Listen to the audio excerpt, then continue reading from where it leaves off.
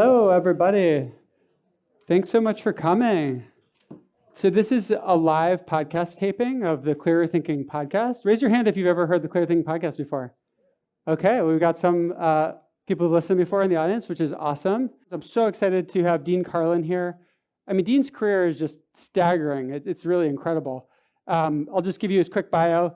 He's Distinguished Professor of Economics and Finance at Northwestern, co-director of the Global Poverty Research Lab at Northwestern, former chief economist of USAID, and he's also the founder of IPA, also known as Innovation for Poverty Action.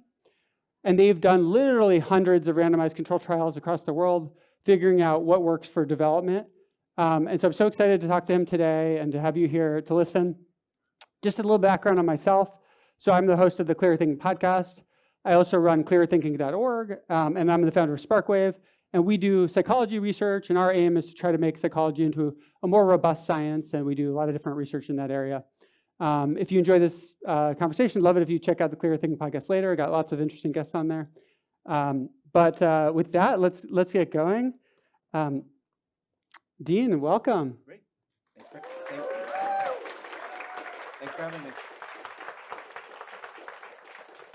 So in 2022, you became the chief economist of USAID, which is literally the largest agency, or was the largest agency in the world for doing foreign aid.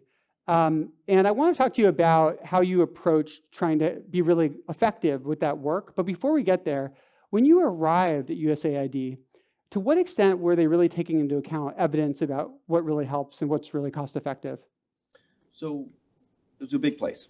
And so the answer is mixed, as you could imagine. There were some areas where the work was more proximate to the evidence base. Global health, as a general rule, was closer to that space. As you could imagine, the medical space, as a general principle, is more evidence-based in general. So that's a natural area. But other areas, they were further. What was striking upon getting there, though, is this wasn't something that I concluded from afar. This was something that they told me when I got there, right? And there were a lot of willing and eager people at USAID when we arrived and we were creating this office to help do this, that knocked on our door to say, these are the kinds of changes we would like to make, that we've wanted to make, but we couldn't, and for various reasons. And so, great, let's get going. So what did they say to you about that? What did they say? Yeah, in terms of what they thought needed to have progress. So there were, good question. I would put them in two buckets, and in a sense, I'm kind of describing what our strategy was. It wasn't that wasn't that there was someone there who like kind of spelled out the strategy in a sense, but there was one was recognizing that the work that we were doing academically wasn't actually taking that final step that we needed in order to inform the person with the pen who is writing a procurement about what they need to put into the procurement.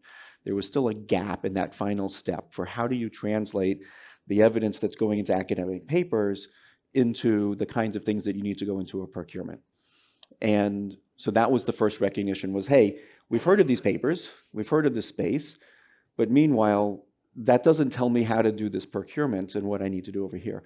The other thing that was loud and clear was nobody was going home at 3 because they were finished and with all their work and twiddling their thumbs and going home. So the idea of just adding a step for them, hey, now you have to have this extra section of your whole procurement process in which you do this evidence review, figure out what's the best evidence out there for how to address this problem, and how do you adapt this into your procurement. With what time were they supposed to do that, right? And so that needed some changes in the process, needed some direct support. And so basically we had effectively what can be described as a two-pronged strategy. One is kind of like being in-house consultants, where we were also a bridge to academics, bringing in the academic work, but then doing that final stage of mapping the work to figure out what does that tell us needs to actually happen in a call for proposals for implementation. And the second were things that were more institutional enablers, things that were regulatory documents within USAID about how procurement works, setting how strategies are set, and we needed to make some changes at that level as well, and we were making them little by little.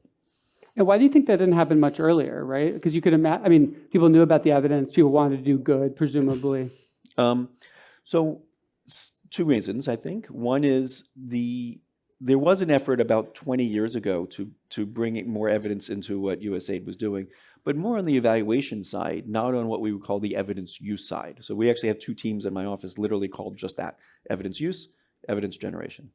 And 20 years ago, there wasn't enough evidence out there that was concrete enough.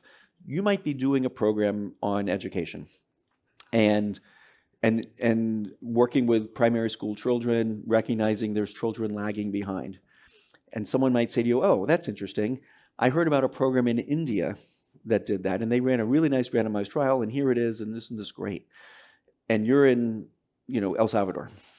Should you really just take that study from India and just say, great, let's go implement this? Probably not, actually. You should learn from it. You might motivate you to set up another test in your context to figure out how to adapt it. But you don't want to move policy globally just because someone somewhere did one study. And 20 years ago, that's more of what we were looking at. We were looking at a series of one-off studies. We didn't have a collection of evidence that was dominant enough in across the board of the things USAID was doing, where it could systematically say, great, what's the evidence base on this? Let's use one other example, is cash transfer, something talked about a lot here and very supported by many at this gathering. When we were, 20 years ago, there were roughly zero-ish, or maybe I'd figure exactly when the first one was, but zero-ish randomized trials testing the impact of unconditional cash transfers. We put together a meta-analysis that had 115 of them that we were able to find of randomized trials of unconditional cash transfers. We can now say a lot more about what to expect to get from that. If someone wants to use that evidence to inform how they're going to roll out a cash transfer program, they can do that with a lot more confidence now than they ever could have 20 years ago. So that evidence base has just changed radically and has made it possible to do that. The other issue, I think, is just best described as nobody's opposed to being more effective, but if you ask someone what are the changes USAID needs to make, or then you're going to get a longer list of things, right?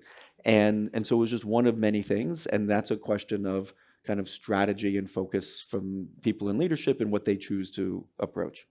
And this, the administration that asked me to come in, I was not a political appointee, but it was the political leadership that said, hey, please come in and help do this.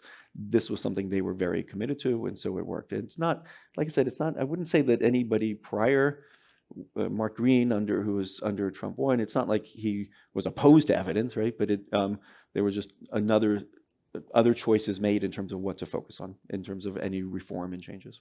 So getting concrete, when someone's going to, sign their name to that money being moved, how did you change the process? What did they then have to do, or how did the evidence get brought in? So we were still in the middle of making changes, to be clear. We definitely had some plans for longer run in terms of what we wanted to see, and based on the fact that we had to build our team, and we started off with one person in the office, and by the time things fell apart, we were around the low 30s in terms of number of people in our office. So it's a bit of a slope, right? I can describe where we wanted to be, where we got, right? In terms of the types of changes that we were able to make, USAID at the end of the day is a very decentralized organization. And the way the money flowed basically was Congress, in theory, I have to add that now, has the power of the purse. So Congress would tell USAID, we want you to spend this much money on this cause area, and we want you to spend this much money on these countries, and some grid from that gets put together. But for the most part, there were very few conversations among senior management about those high-level allocations. Hands were tied. There was no ability to take the health money and just move it into agriculture and things of that nature. And so those allocations are done via Congress in collaboration with the leadership to kind of make that grid work. But then what ends up happening for the decision on what to actually fund, most of that is made by people living in the countries, the foreign service officers and the foreign service nationals who are then told, okay, in Tanzania, here is a budget. You have $50 million over the next 5 years. You need to spend this on primary school education in accordance with this congressional act. Your main goal is to improve test scores for children, and go. Right? And so that they actually have a fair amount of power for what goes into that procurement. And so that's the part that we needed to work with. And so that's where we basically opened up shop and announced to all the various offices around the world that here's what we can do, here's how we can help. If you want to bring in more evidence of what you're doing, but you haven't been able to, that's what we're here to help do. We'll do the heavy lifting, we'll do the evidence analysis, we'll share it with you. We want you to be a part of that process, but and then we would actually help by making the edits to the right documents to get that evidence in, and then have the key proposals include what we wanted. What we wanted proposals to do, a lot of times, there were some proposals that were very prescriptive for a product or a service, but a lot of the proposals that we saw at USAID stated the problem without saying what the solution should be. They would state the problem. They might have what they would call illustrative examples, and it would be a little box. It wouldn't be too many details. For the most part, they were pushing it to the contractors, maybe large nonprofits or for-profit firms who were bidding on these awards. And when they would do that, they were handing the decision-making as to what happens to the contractors effectively, or you could argue it's a little bit on a collaborative process, but it's not in the procurement. That's the key thing. The proposal that goes out the door just says, food security, Northern Kenya, go. What are you going to do? And the proposals that would come in often wouldn't even say what they're going to do. They would talk more about the process of what they're going to do. But yet then when you look at what they're going to do, what they actually do, it's not that different from year to year to year to year to year. So the difference that we wanted is to say, what's the problem you're trying to address? Food security in Northern Kenya. Great. Here's the analysis of the top 10 ways that people go about dealing with that. Here's the 2 of those that stand out as being the most cost-effective ways of dealing with that problem. Over and over and over again, here's the evidence, here's the sites, here's how we're coming up with that. So that's what we want you to do. But in any one of those, there's always going to be questions you need to figure out about how you're going to do that in that country. And that was some of the work that we needed to do and we were doing with those offices. Because it's not as simple as just saying, go do this program. So if it's a cash transfer program, even one of the more simpler programs, which is why it's popular and one of the reasons why it's popular and I think is appropriate for scale, you still have decisions you have to make. How much are you going to transfer? Who are you going to transfer it to? What's the modality, frequency? Are you going to tag it with any sort of messaging or even just 1 hour session? What are you going to do, right? All these are decisions you have to make to contextualize it to what you're doing. And so part of what we wanted to see the procurement do was say, look, here's your best buy. This is what we think is the most cost effective. And here's the 6 questions you need to answer as someone bidding on this in order to show USAID that you understand what this intervention is and you know how to implement it and you know how to think about what needs to be done in this country to do it well. And then that's what you can judge on, is those kinds of things. Or you could judge on their, how much are they going to charge to do it, right? That is obviously a way of helping to get more scale. If someone is just able to do it for cheaper than someone else and it's the same exact outputs they produce, then you can reach more people. So that's what we were doing when working with procurement and getting into the detail. Now, the one change we wanted to see happen that we hadn't made yet, this was on the plans for 2025. Needless to say, they were not, we never got there. The ideal procurement, as far as I'm concerned, is one that says what I just said, but then says, and by the way, if you think you can beat the thing that we think is the smart buy for this, bring it on. But now please do an impact evaluation along with that so that we can learn, you can learn, others can learn whether that's actually better than the thing that we thought was going to be the best thing to do here. So I wanted to see that tagged in, and this is a good example of where the rules of the bureaucracy and the procurement would get in the way, and we needed to do more institutional work, because the response that I got when I proposed that in a couple of instances was, oh, that's an evaluation strategy decision. We do that later. We figure that out after we have the contractor in place.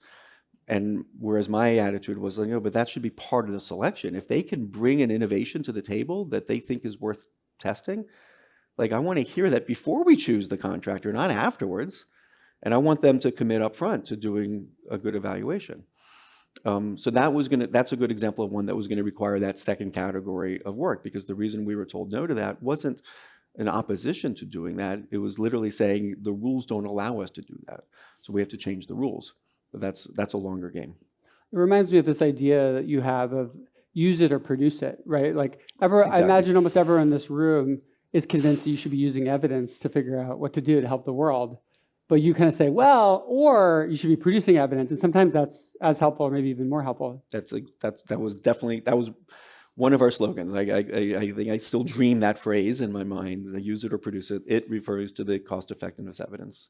And that was always our mantra. And it also, I realize it's just a short phrase. So it's a lot, I can claim there's a lot baked into it, but one of the other ideas that's very much baked into it is that if you don't think there's enough evidence out there to use, well, that's a moment that says, okay, great, then I guess you ought to produce some because we ought to learn more.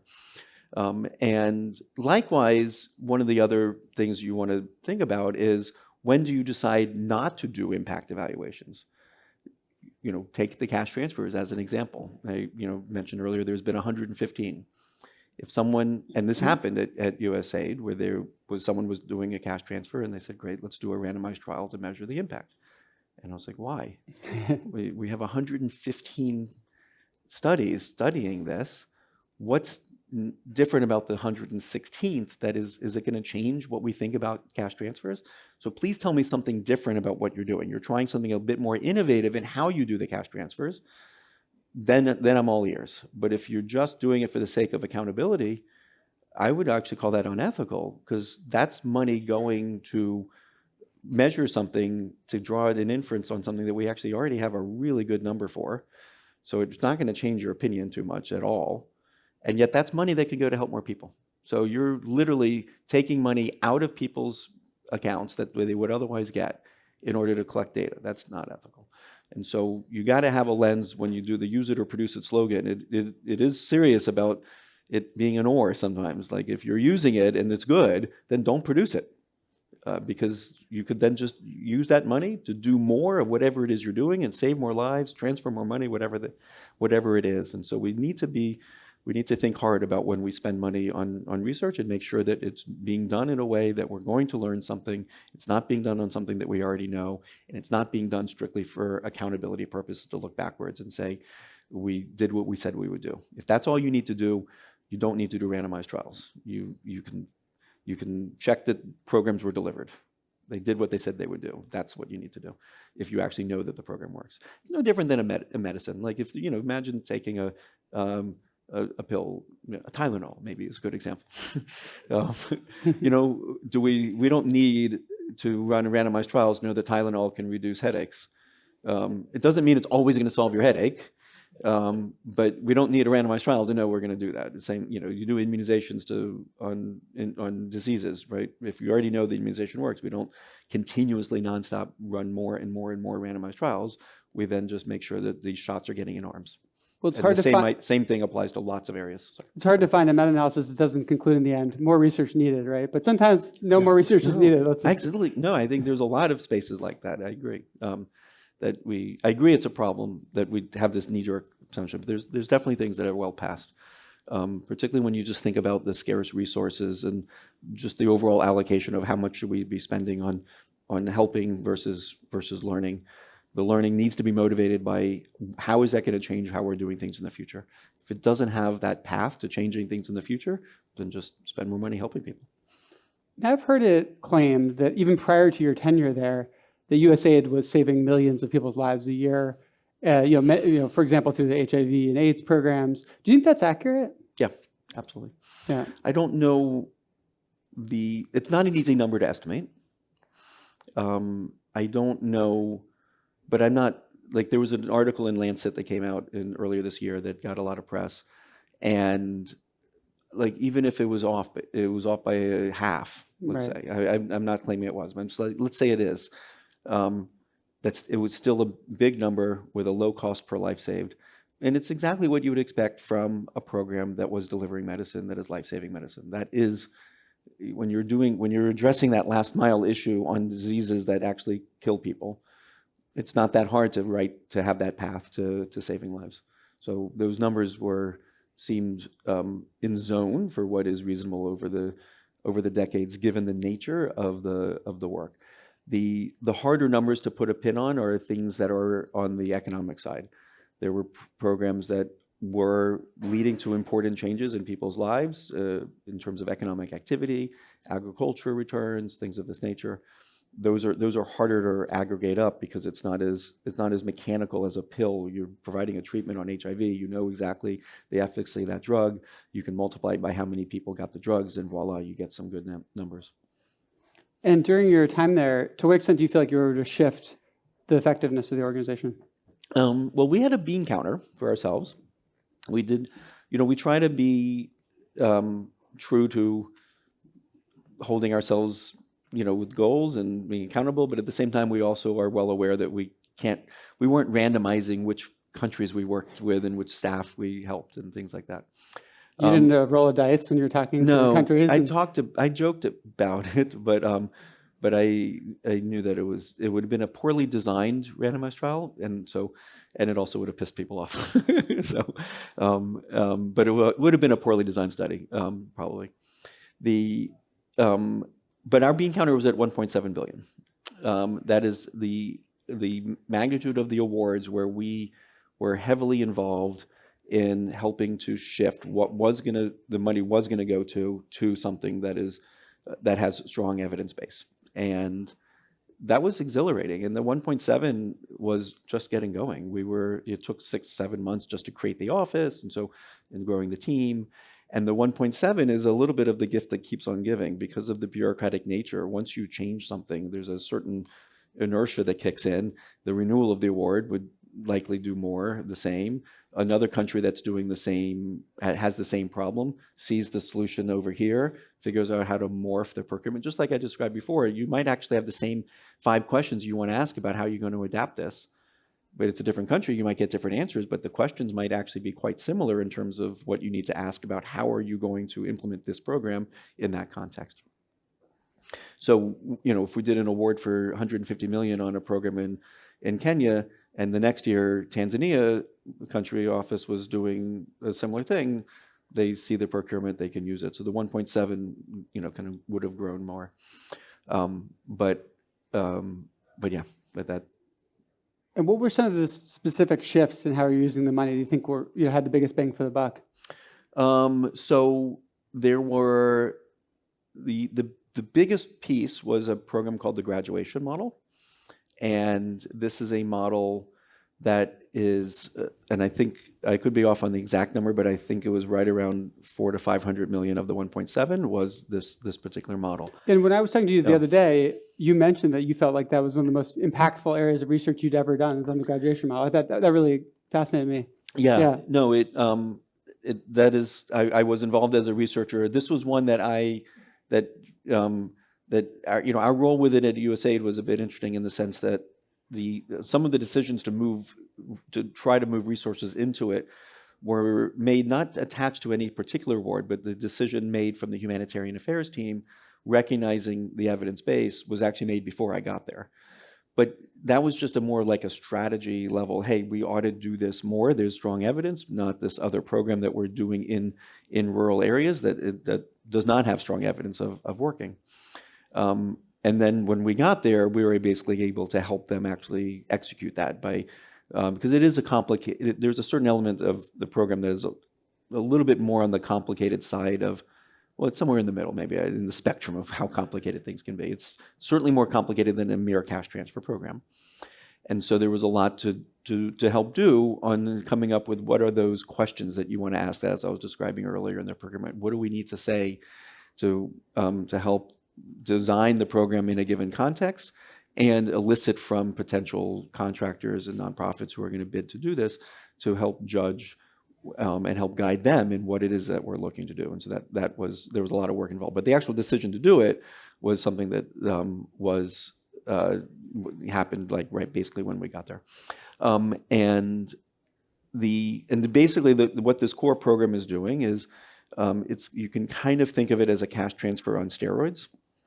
And although that's not a totally fair description because there are some iterations of it that actually don't include cash transfers and have proven to be effective that way. But it's taking it's trying to address economic activities for low income, particularly low income households usually in rural areas. There's been a few efforts in urban, but that's separate. So it's trying to help rural households that are very poor develop their own source of income that's stable, develop productive asset base so that they can absorb shocks better and also have stable source of income. And so it usually has at its core some sort of lump sum cash transfer or asset transfer. In the original iteration of the test that we ran, this was 15 years ago, it was often animals that were transferred, goats and sheep or guinea pigs in Peru and things like this. Over time, as mobile money is becoming more popular and the programs have gone to scale, it's easier to procure buying 1,000 goats. It's much harder to procure buying 20,000 goats. And so as programs scaled and got folded into government programs, there's been a shift towards cash rather than assets. But and then there's training usually in what those assets are, how to raise guinea pigs most effectively, or beekeeping in Ethiopia. Often there's an element that's referred to as life coaching, that is some sort of engagement from a field agent to provide support to the household.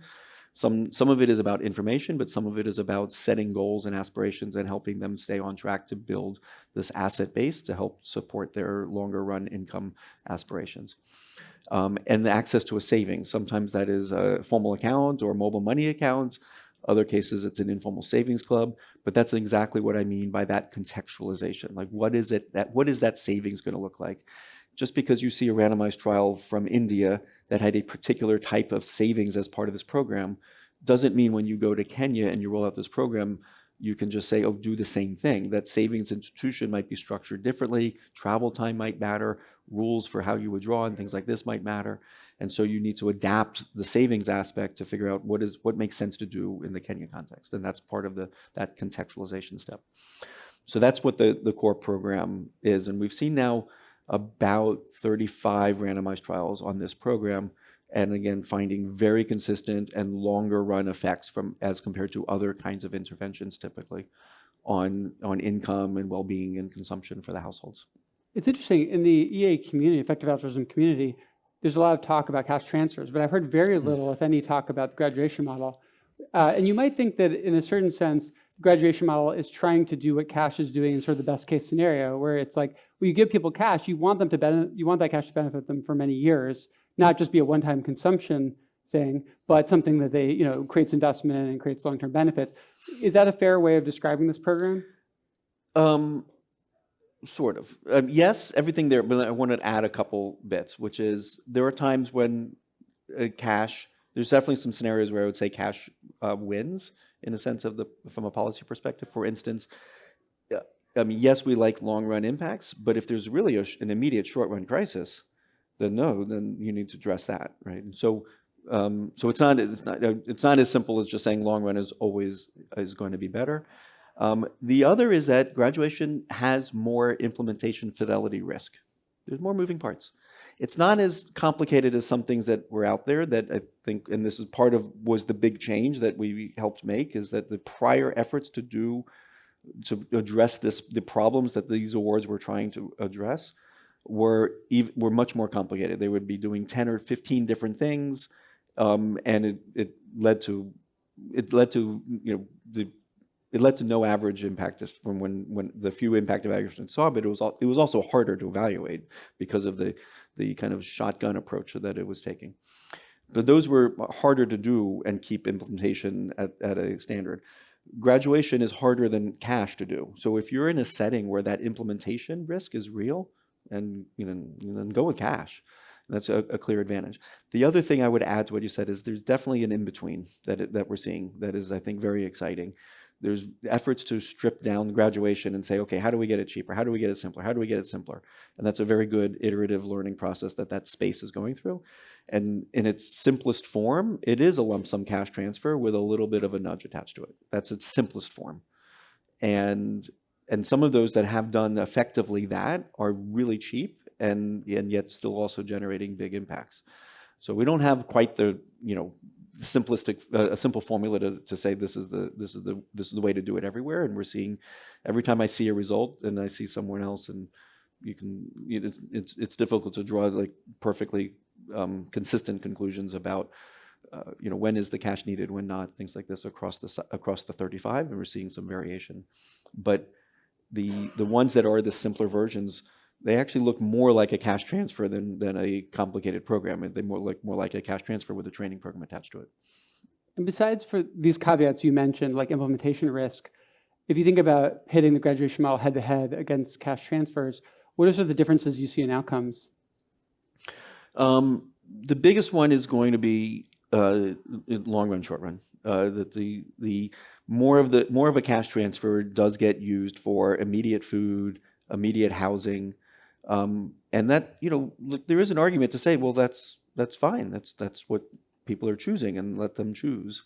And the other doesn't quite give them that same choice in a sense. I mean, it does in the sense that you can transfer 4 animals, they can turn around and sell them and then buy a roof. So they could do that, but it's making it a little more costly for them to do it. So you do see a bit more of the money being used for productive assets versus durables for the household, construction, immediate food. But you do see long-run impacts from cash. I want to be clear, right? I'm not saying an all or nothing. In fact, one of the things that I found striking about the cash analysis we've done is how often the long-run results are there. So it's just there's more of it in the graduation space. I think more consistently seeing the longer runs kick in, and then that is in terms of outcomes. When we see the studies that measure them, they actually often looking at the same exact outcomes. That's what they care about. What is the income generating activity the household's doing? Does what was transferred lead to a substitution from one income generating activity to another, or is it adding more? And that actually is one of the other differences that I think we have seen some of. There are in most cases with cash we always see an increase in labor supply, work, investment, even from straight up cash. This is actually one of the most important results from the randomized trials of cash, because if there's one thing to worry about a cash transfer program, that's it, that you transfer money and that leads people to work less.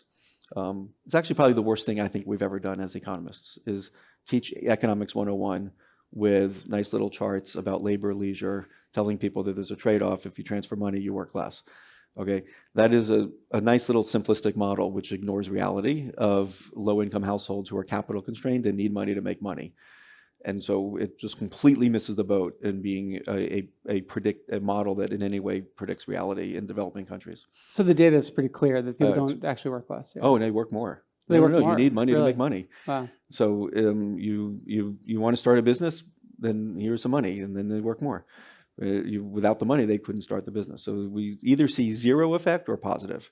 I think we have almost zero, maybe one. I think actually 0 studies we've seen where it's a negative. There's probably some that are negative, but very, very few, and small sample. And it's a very unambiguous story of 0 or positive from the cash transfers in low-income countries for working more. And so. But with the graduation model, one thing that we have seen in some cases is that, so with the cash, you might work more, but you do see some substitution. You work less on one thing, more on another, right? In aggregate, you're working more. Whereas with graduation, one thing we have seen, at least in one study that we did in Ghana, where the graduation made it so that that all that happened was they worked more. There was no substitution away. And part of the logic of that, I'm a little hesitant to really firmly claim this, but like the logic of that we think is supportive of is the spirit of the graduation program is providing more life coaching support to the household. And so the idea is that with that life coaching aspect, it provided increased capabilities for the household to expand their income generating activities and kind of help them see this new opportunity as something to do as well as what they're doing. Whereas without that, it was difficult for them to add an activity, and so they did a bit of substitution. So they did end up working more, but with substitution from other things. But we don't. That's not something that we have like super robust results from like 30 places to be able to make that comparison. But I have noticed that in a few. So the graduation model can be an alternative to unconditional cash transfers. And if you look at GiveWell's ratings, my understanding is that they put other interventions that more cost effective than unconditional cash transfers. Where do you see unconditional cash transfers as fitting into global development? Like, where should they be used? And I actually see these often in the same conversation, to be clear. Like I said, even graduation, there's a world in just thinking of graduation as a lump sum cash transfer and then some, with a bit more, right? So at USAID, we were, we were very active in helping and trying to encourage more cash transfers to be doled out. It is there is less implementation risk. There are a lot of complications as a government agency in rolling programs out. And when you can do things in simpler ways, you will often get better outcomes. And you don't have that ability to be as granular and fine-tuned. And so we had actually released what's in jargon, in government jargon or USA jargon, was called a position paper. So had a little bit less onerous requirements from a clearance perspective in terms of the various parties that needed to clear, and we put out a piece. The funniest advice we got at some point was not to call it cash transfers because the fear was that it had this image issue, and we were told to call it market-based assistance. This was advice that came from a Republican in Congress, and I thought this was brilliant, and we started doing that because what do I care? I just wanted to see good policy happen. But at some point we changed it because we realized that it was just that was the bad phrase. Market-based assistance tells you actually so little about what it is, and so it was every time you said that, we had to follow it up with an explanation of what we're talking about. We called it direct monetary transfers. There's also a different issue, which is cash transfers in USAID nomenclature often referred to government cash transfers. So we every year gave a lot of money, hundreds of millions of dollars, to the Jordanian government, just straight up budget support, unrestricted. But it's government to government. That's not for a program to give to people. That's just support to the government. And that was called a cash transfer. And so it also helped separate. So we wrote a piece about direct monetary cash transfers. This is still out there and it's still publicly available. That was intended to be a piece that helped explain some of the mechanics of what needs to be done to procure more cash transfers. What are the problems that it's good for addressing? That are the problems that USAID's facing? What are the problems it's not to be used for? And there was a much longer list of the things to use it for. But as an example, if your goal is to improve test scores in school, no, don't do cash transfers. That the evidence does not support it doing that. If your goal is to improve school attendance, it has some impacts, but it's really much better on other areas. And so it was a guide for when to do it, when not to do it, some of the decisions you have to make to do it, and we were seeing traction from this. This was a position paper is intended as a document which doesn't. There's no shoulds, there's no shalls. You can't. Position paper doesn't make anybody do anything within USAID, but it gives people. It opens doors. It makes it so that doing that is now more acceptable. There's now a guiding document. You're following that. You're breaking some barriers down, and that's the role of that kind of document bureaucratically, and we were seeing that happen. And I expect us to be able to come back to that as well. We are seeing huge movement from other donors, other European donors, World Food Program. The idea of getting cash into what they're doing is also succeeding, and some of the work we were doing has shifted over to working with them on those same problems. With an organization like USAID, there's this question of why does it really exist, right? And some people will say, well, it just exists as a form of soft power, right? It's just the U.S. trying to control other countries for the U.S.'s benefit. How did you think about that aspect of it? So, I have a couple thoughts, and it's obviously something that it's, for what it's worth, I've thought a lot more about this now than I did when I was there. When I was there, my mantra was, Congress was deciding the why in a sense, or they were deciding the sector and embedded in the countries, and embedded in that is something about the why. And my role was to accept that and just say, how do we achieve that goal as best as we can with the resources we have so we can help as many people as we can? And that's it, right? And so that allowed me to not actually have to think about those kinds of questions as much because I accept the goal as it is. And but since, as we've been working on thinking about how to restructure and think about plans for the future, this obviously has become straight and narrow. So one of the I think one of the things Rubio says, I think, is actually I found very useful. I don't know if the way I interpret it, he's found useful, or he's even heard what I've had to say. I did write an op-ed on this with a Republican Congressman, Ted Yoho. So his 3 questions for the why are: does it make America safer, more prosperous, or stronger? And embedded in that is soft power, but I think the main thing to realize is when you think about those 3 terms, so safer, I understand. That's in the sense of it's a little bit more straightforward. There's diseases that USAID was working on to help prevent the spread. That can lead to diseases coming to America that don't come. Safer could be about crime in Latin America that affects immigration and things like this. Safer can be about reducing risks of terrorism by reducing poverty issues in countries where poverty can lead to increased violence and terrorism and civil war and conflict. So there's paths where you could argue, and that's not necessarily, I wouldn't call that soft power, I call that more like strategic development. Soft power is more about when you're basically providing support in a country that is then making it so that the country sees you as their friend, and then you receive other benefits. It could be flyover rights, it could be votes in the UN, things like that. The more economic, more prosperous is straightforward in the sense that is about, it could be about trade, it could be about access for investment, it could be about buying wheat from the farmers in Kansas. So there's concrete things that make us more prosperous. Well, what is stronger?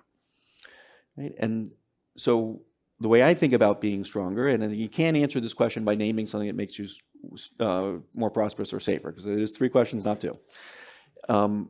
And I think about what makes us stronger is if you are living by the golden rule. And the golden rule does not say do unto others as you would have them do unto you, but make a little bank while you're at it, right? It is just help others, and you're strong when you can see past your own nose and you can support those around you. And that makes you a stronger person. It's a manifestation of being strong, but it also does make you stronger too. And in a sense, another way of saying this is, our U.S. government represents our people. If our people think of ourselves as generous, think of ourselves as people who do want to live by the golden rule, what better way than have our government do the same? That then puts us into the space of saying, if that's acceptable as a why to do foreign aid, there's now no boundaries, right? In the sense of now it's just helping people, and that's full stop good.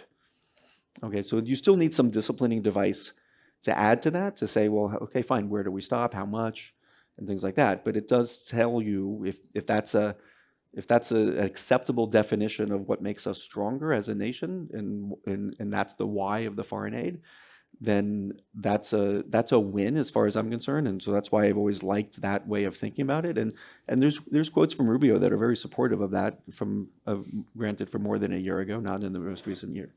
And there's definitely quotes from John F. Kennedy when he started USAID that are consistent with that logic, and Republicans and Democrats for the entirety of USAID have made statements along those lines. So that's my preferred way of thinking about the why. That does have bipartisan support over the years in different ways that it's been said.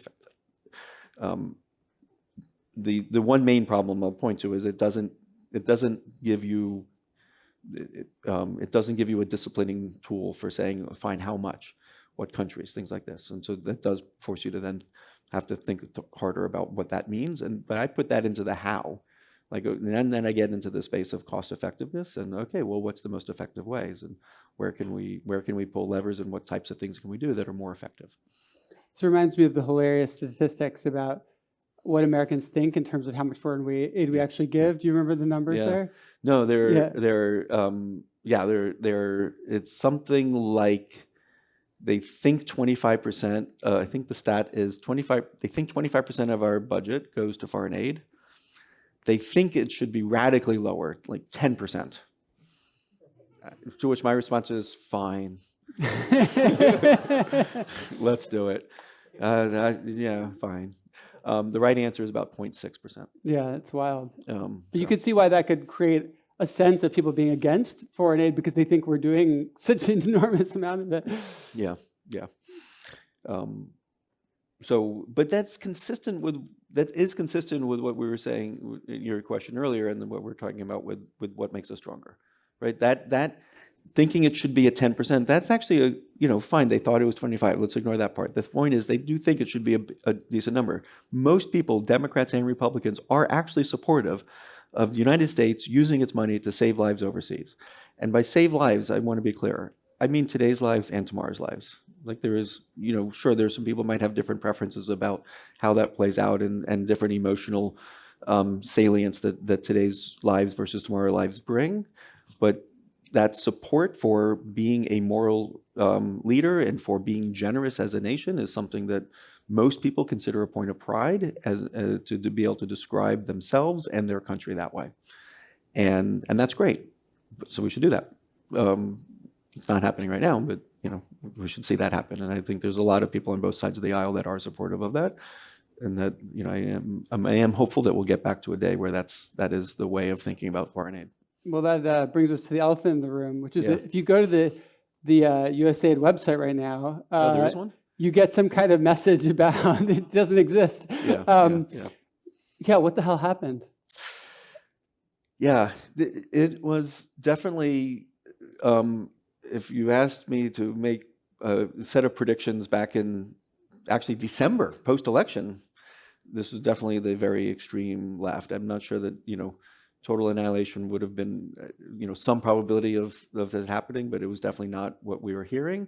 It did not align with Project 2025. I mean, the first thing that happened after the election, I was not a political appointee, so I was prepared to stay on. And things I wanted to do, just to help just make things more effective, I knew that they were going to come in and turn off some programs that I may or may not think are good ideas, but they don't like, but there's a lot of stuff left. You didn't expect the wood chipper? No, there's a lot of stuff left, and my attitude was that I will work with you to help make those more effective. Agricultural policy, food security policy, cash transfers like we're talking about earlier. There's a lot of things like that achieve the goals the Republicans were saying they shared, and we're there to do it.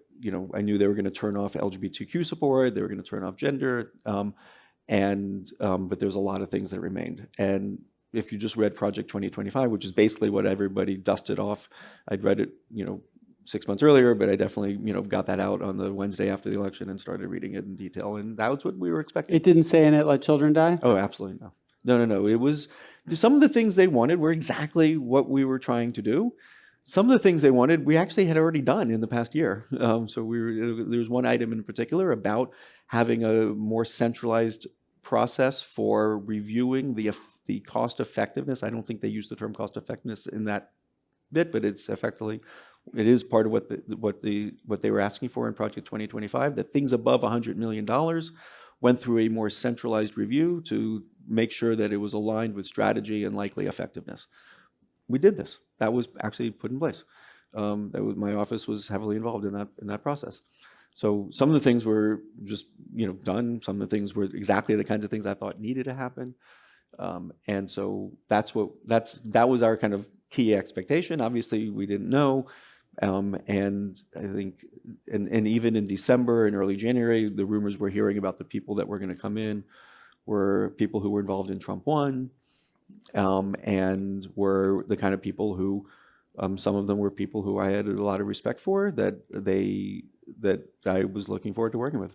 That I thought we could make changes to help continue the effort that we had already started to make things more cost effective. None of the people that I was familiar with, that I interacted with, got invited to come in, though. So do you know how it got to where it is now? My understanding is that it's best described as Doge. I mean, this was the world's richest man taking it to the world's poorest people.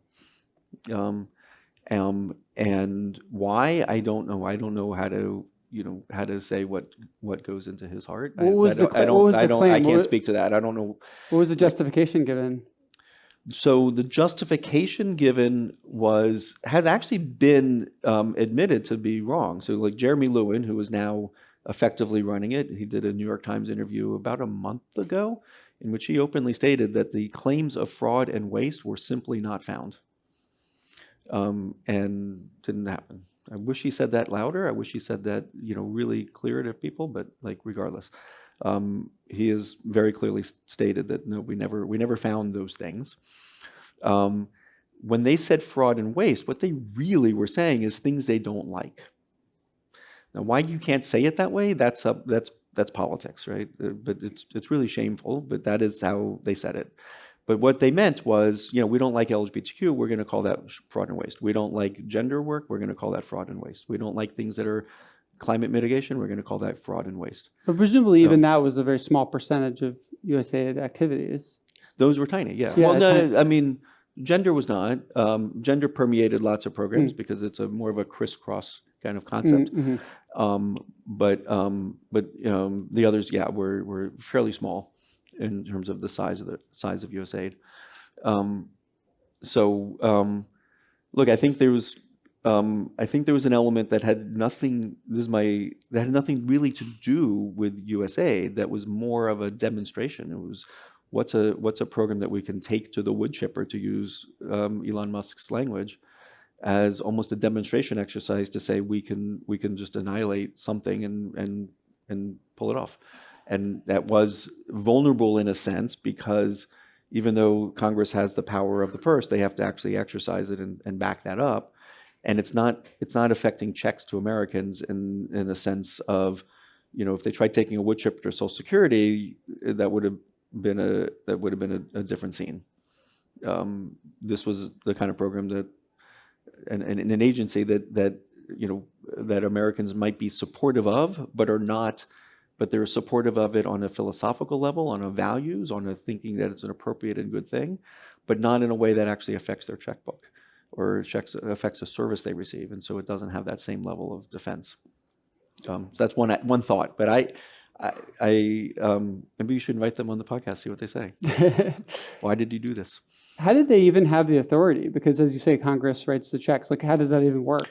So, and this is actually still playing out in the courts. Vaught, when Vaught got on his nomination to head OMB, actually explicitly stated in his nomination hearings that he wanted to test the Impoundment Act. The Impoundment Act is that he didn't think that was a constitutional act, and he wanted to challenge it. And impoundment is when you ignore Congress and say if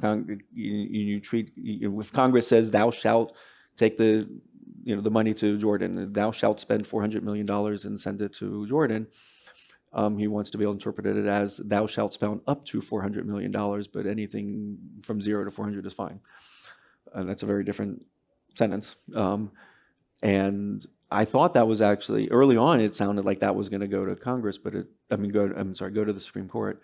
I don't know the status of those lawsuits, but I think they have mostly gotten derailed on various standing issues.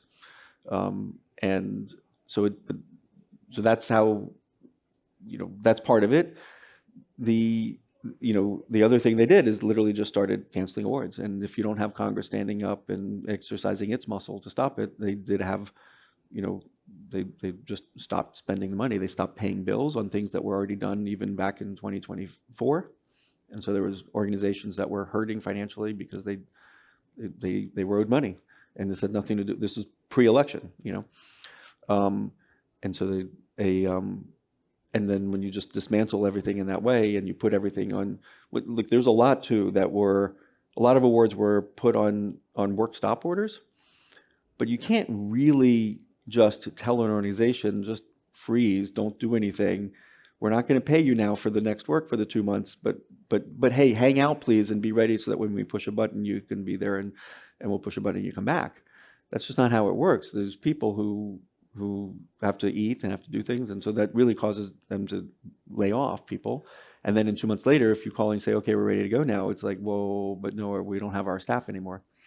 One of the things that people from my team built that was really exciting is a website called PRO that went through a really amazing granular job, took the things that we knew are saving lives, that are really very specific, very focused, and went through as many awards as they could, identified, worked with the implementers to say, okay, you had a $50 million awards, but we want to know exactly which part of that is delivering this medicine.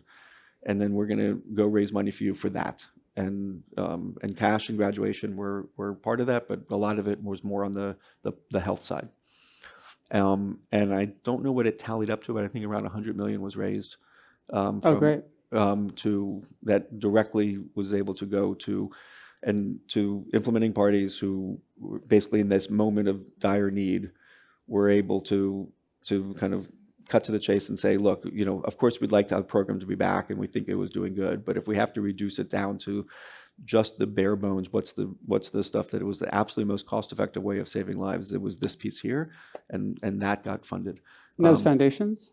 That was high net worth foundation combination. There was an event about 2 weeks ago in which it got announced someone bought up the rest of them, and so now there's, I think, a new wave coming because it is.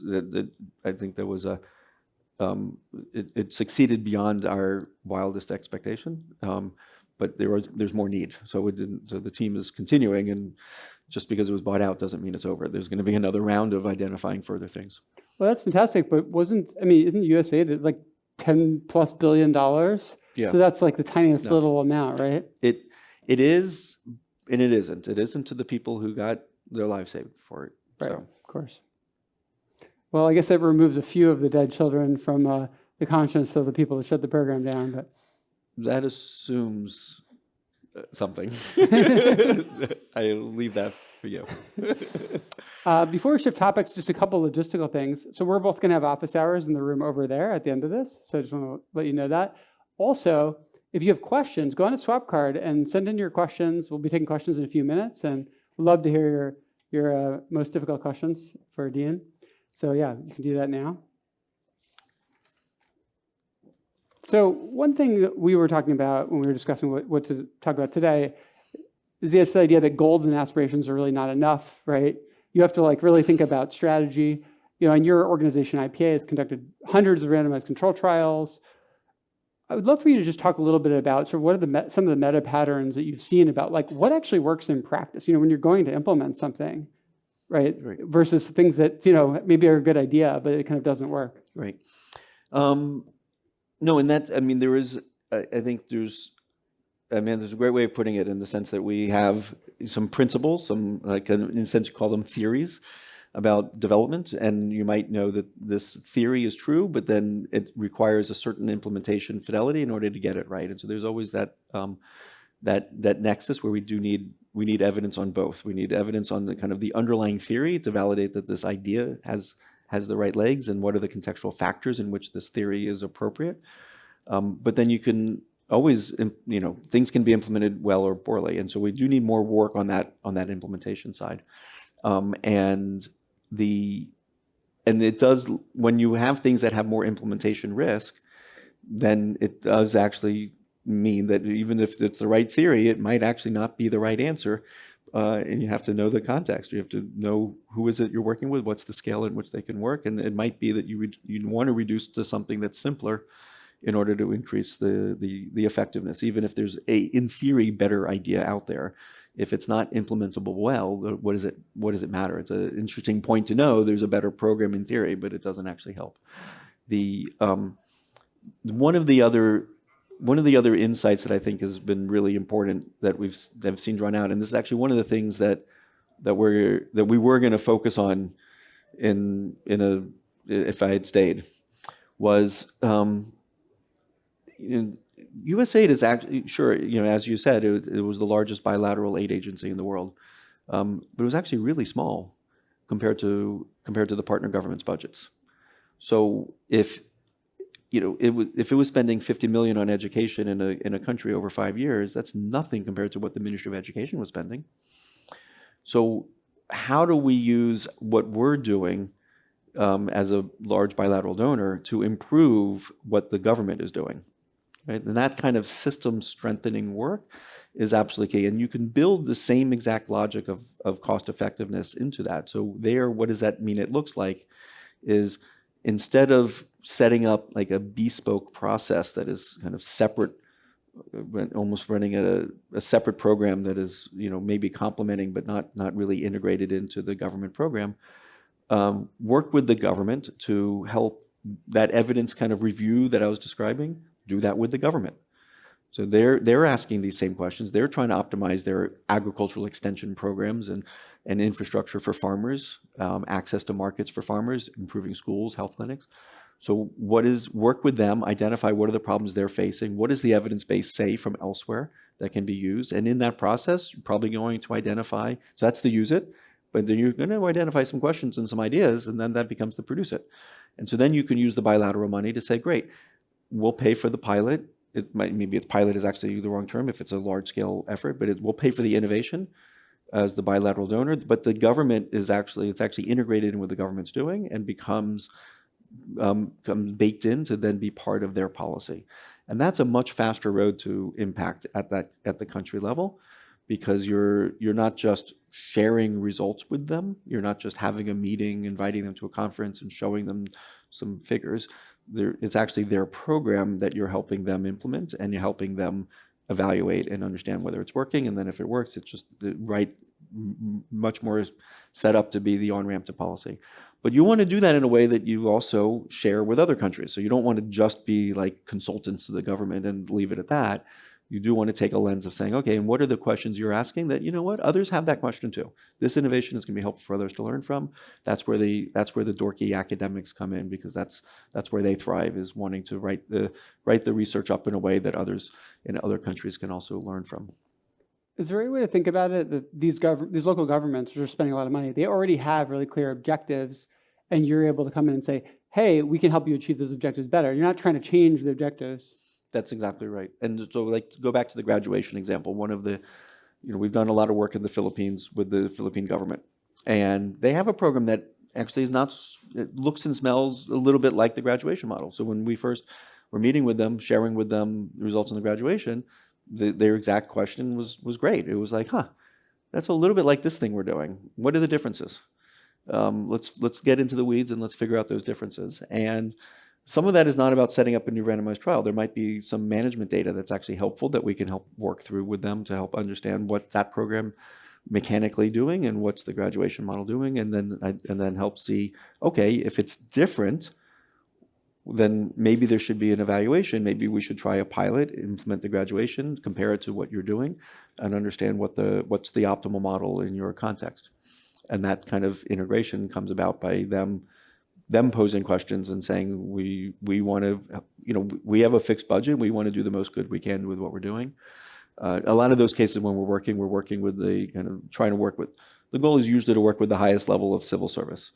If you work, it's not to say you don't want to engage with political, but you don't want to be subject to the whims of the election cycle for reasons perhaps painfully obvious these days in America. But the point is that's, these things happen in developing countries too. And so you got to, each one is a little bit different. There's not a set formula for how to do it, but the goal is usually to work with the highest level in the civil service because they're the ones who are most wonky about the details of the programs. They know the questions they need to ask, and it gives it legs for long run impact. Before we wrap up, I asked you if you had a critique for the EA movement, what would it be? And you mentioned how you feel like there can be overemphasis on measurability. Now, I definitely don't think we would make that critique of this sort of AI part of the EA movement, which is really focused on more theoretical arguments. But you can make that argument maybe other areas of EA. So just curious to hear you talk a little bit about that, like the role of measurement and when measurement can be taken too far. Yeah.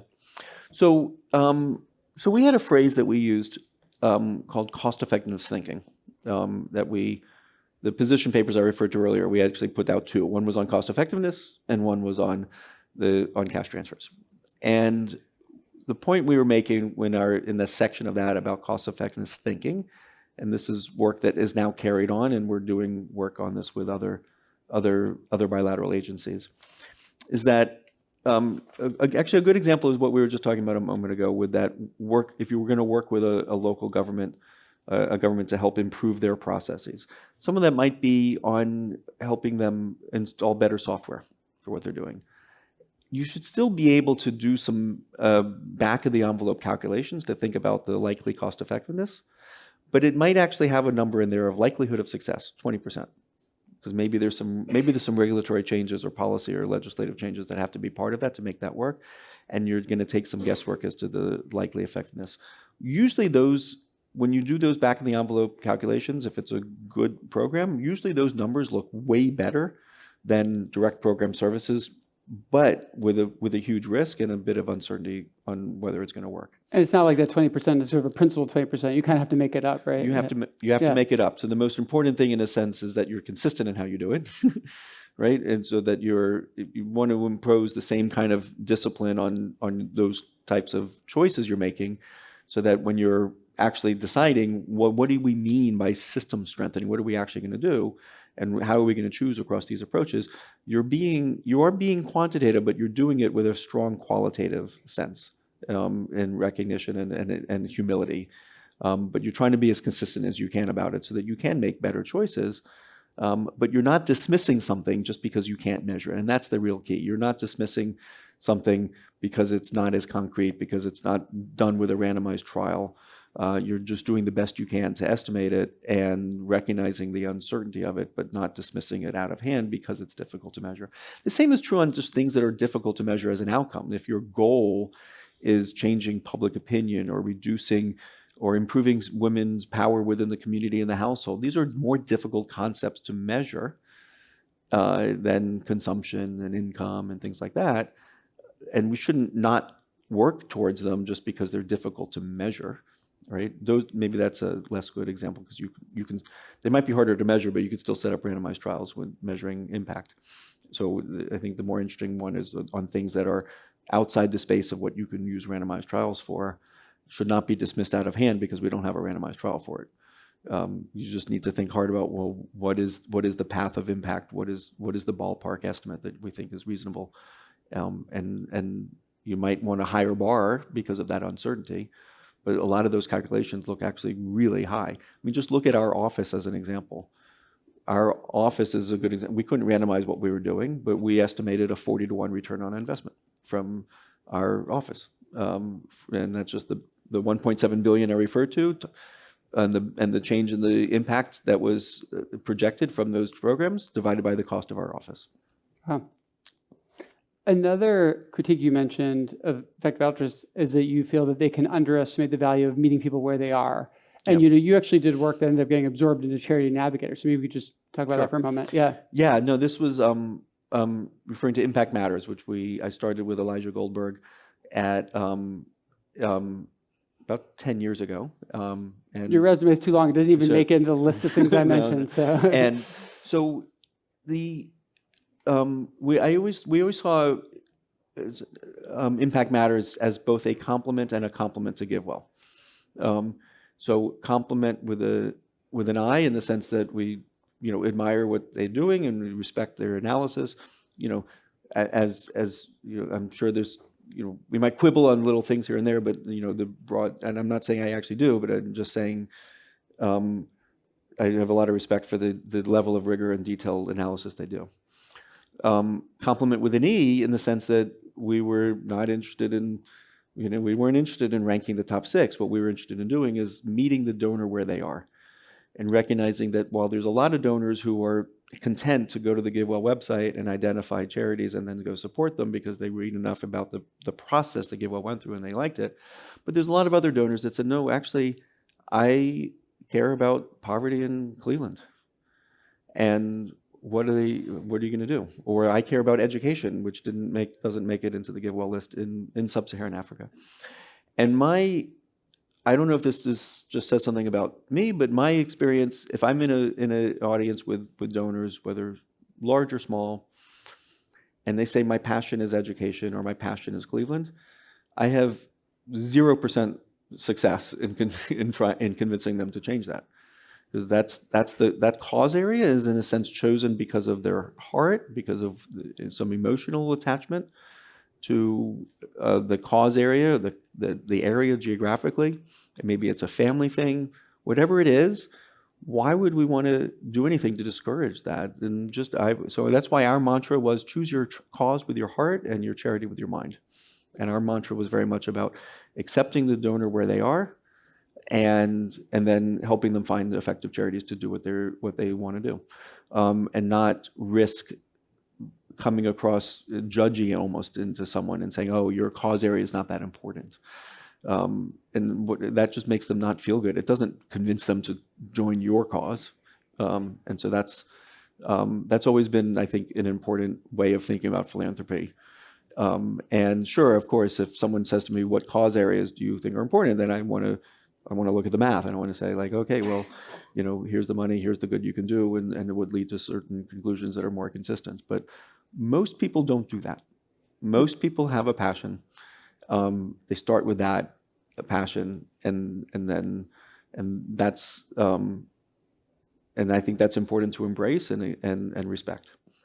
It seems like a really unique aspect of the effective altruism movement is that there are a lot of people in it who try not to choose their cause area with their heart, but they try to choose it with their mind. Yes. It's a very unusual feature, right? It is, and Yeah. I have a lot of respect for that openness that comes with that. So I say the same thing about that space, right? I think that's great, and when someone does that, I think those are fascinating conversations and fascinating struggles to try to do. They can be very heavy, some of the conversations, but they're important and they're thoughtful. So I respect that as well. And I'm not critical of that by any means, and that cause agnosticism kind of mantra. But I just don't want to, I recognize that when we go to, like when I've given talks in broad crowds, if I give a talk at an EA crowd and I say, raise your hand if you've heard of GiveWell, like everybody raised their hand. Say, raise your hand if you've heard of Charity Navigator, no offense, not as many raise their hand. If I go into a non-EA crowd, I get the exact opposite, okay? That's just, that's where we are as Americans. So meet people where they are, help them make better choices in terms of choosing effective charities, and sure, of course, let's do as much information as we can to try to inspire people to give towards the causes that are most impactful. But let's not do it in a judgy way that makes someone who is passionate about something else feel unappreciated for what they're doing. Dean, thank you so much for joining us today. I really appreciate it. Thank you very much. Thanks for having me. And now we've got questions from the audience, which I have not seen yet. Thank you, Jacob. So this is a question from Jack. The vandalism of USAID is a moral travesty, but does it offer the opportunity to build something better to replace it in the future? What would your priorities be for USAID 2.0? Fair question, and I am, for what it's worth, this is what has absorbed a fair amount of my time that was USAID is now being spent thinking about that and also working with other bilaterals and donors. I think there's a couple principles that we're working on, and I'm part of a bipartisan team that is doing this. But we're not thinking about the next 3 years. We're thinking about past that. One is identifying a core set of things that are common agreement that Rubio a year ago would have said he supported, as well as many other Republicans, as well as Democrats. Identify that core. It's a very large proportion of what USAID was doing. Identify it. Let's protect it. A second is, obviously, perhaps not, but based on our conversation, perhaps obvious, is let's put evidence at the forefront here in terms of making sure that it's baked in from the very beginning, a process of looking at the evidence of what's most effective for addressing the problem we're trying to tackle, use it, identify the settings where you don't have enough evidence to guide you, and produce it. And bake that into the actual process of thinking about how things should get done. And I think also this work with the government is actually really important in a different change. And that's something that we're seeing in conversations, not just as part of the conversations I'm immediately in and helping to organize, but the overall global challenge that we're seeing, not just from USAID, but from other players and a lot of the transformation we're seeing, there's a large emphasis to how do we strengthen government? How do we strengthen the delivery of government services, the setting of government policies, recognizing that that is absolutely necessary for the long run development of countries. And so that kind of emphasis of putting those governments more at the forefront of the process is absolutely critical. And I think an aid system which takes that priority is absolutely critical. And so that's part of the thinking about how to differently structure a process. So this is a question from Nadav. I'm going to modify it really slightly. Do you think that USAID being shut down really was a partisan thing fundamentally? And is there anything that could have been done to help prevent it? Or do you think it was just sort of one of these out of the blue events that nothing could have stopped it? Well, I mean, what could have stopped it is if no, I mean, yes, it definitely was political. I mean, it was definitely MAGA, Doge coming in. There was no pretense of it. Like I said, even in December, no one was talking about it. Maybe somebody was, but they were not talking to others. But suppose it was on your radar. Like, is there anything that could have been done, like thinking about how do we depoliticize things, or is that sort of just? I don't think so. People often made that claim, and here's the thing. They said, oh, maybe we just didn't make the case enough. We needed to make the case for what USAID was doing and why it was important. But here's the thing. If you looked at the talking points that they gave that went straight from the White House, most of them were not true. So what does it matter if the people that are taking it down are just lying about what's going on? It doesn't really matter what the truth is. They're just going to say whatever they want. One of the accusations was that $50 million worth of condoms were distributed in Gaza to Hamas. Okay, there's a few problems with that. One is there was a Gaza that did get some condoms. Gaza is an area in Mozambique. Oh, no. Really? And it was $50 million of an award, but it was to provide support to the health clinics for all sorts of sexual health as part of PEPFAR to reduce the spread of HIV. One of those things is a box of condoms that goes in the health clinic so you can get some free condoms. Okay, if it was $50 million worth of condoms, take a guess what that would have been in terms of number of condoms. 1.5 billion. Condoms are 3 cents each. Imagine what Mozambique would look like with 1.5 billion condoms. It wasn't even all of Mozambique. It was a region of Mozambique. So, there was no... this didn't take long to realize this from anybody reasonable, and this was pointed out, and they kept repeating the line. So there was not.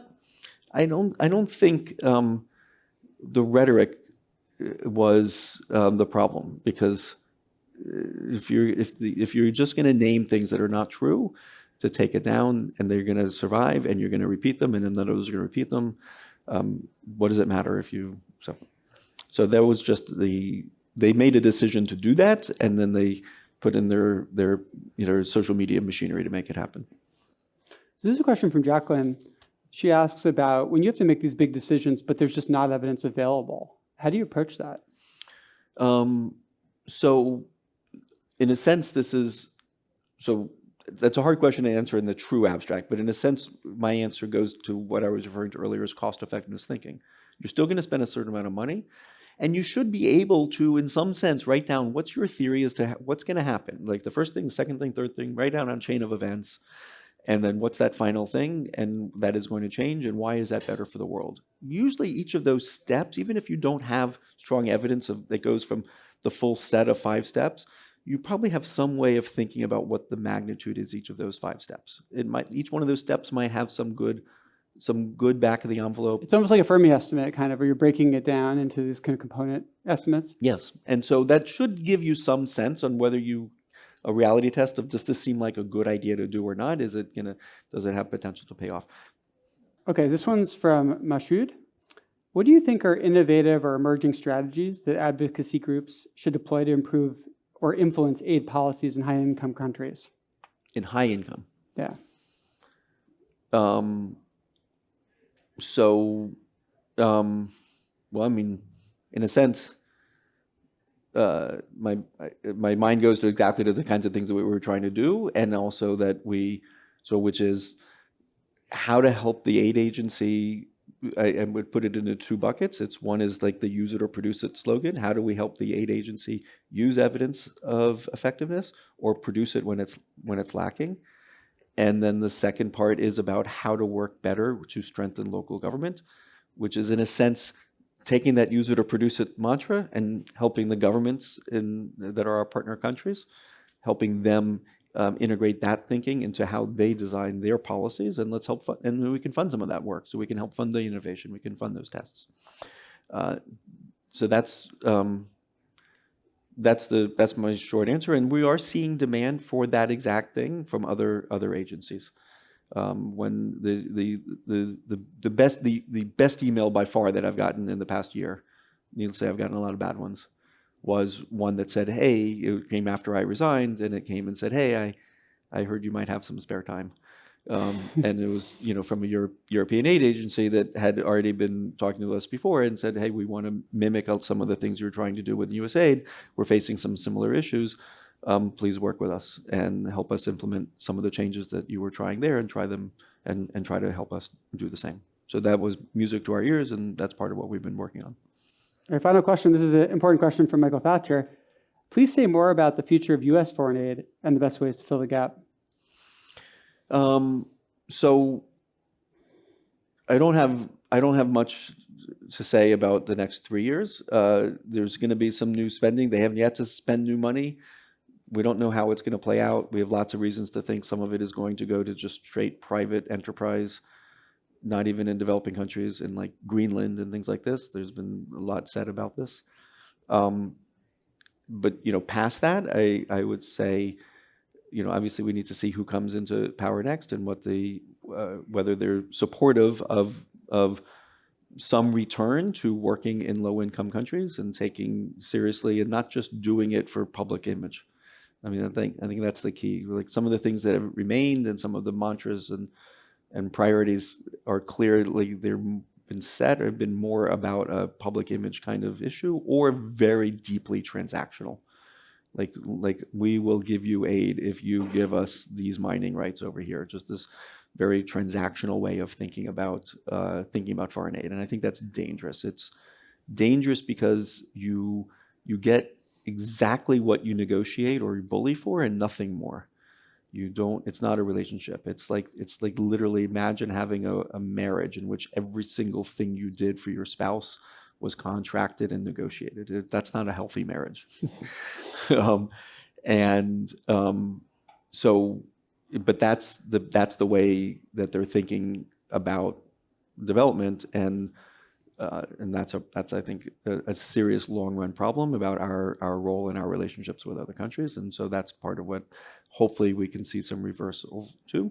And I do think that, look, here's one reality to perhaps close with is I didn't meet in my limited 2.5 years there. I didn't meet a single person in USAID that opening statement was, "Welcome. Well, I don't understand. Why did you join? We're the most amazing, efficient organization on this planet. There's nothing to change here. We're perfect." Right? Everybody was passionate about helping other people, had some area of expertise, and had tons of bottlenecks to help to make changes, and didn't feel empowered to make changes. And some did, some less. But the point is, everybody was able to point to things. And that's true of anybody in the workplace. I don't think anybody in this room can think to their workplace and think, well, that's a bastion of efficiency, right? We all are aware of those kinds of issues. USAID was no different. There is a blank slate. There is a moment here when there's kind of serious people at hand who have experience in development, who understand more about what works and what doesn't. With a blank slate, it is actually a moment to seize that opportunity and try to do something good that has a long run impact. So that's why I'm working with this bipartisan team and hoping to see some of that happen and play a little bit of the long game and invest in the 3-year, the 7-year effort. We have to do a lot more evidence work to do that in the short run. That's one of the big gaps. The academic community has been great at producing something like 5,000 randomized trials and horrible at producing meta-analysis and synthesis and mapping of what the lessons are to actual procurement needs. And so we're working really hard on that aspect so that in 3 years or 7 years, we put things in place. We're not then starting that process. So that's part of what we're trying to do so that that's at the corpus of a foreign aid system. Dean, thanks again for joining us. Really appreciate it. Thanks a lot. Thanks for having me.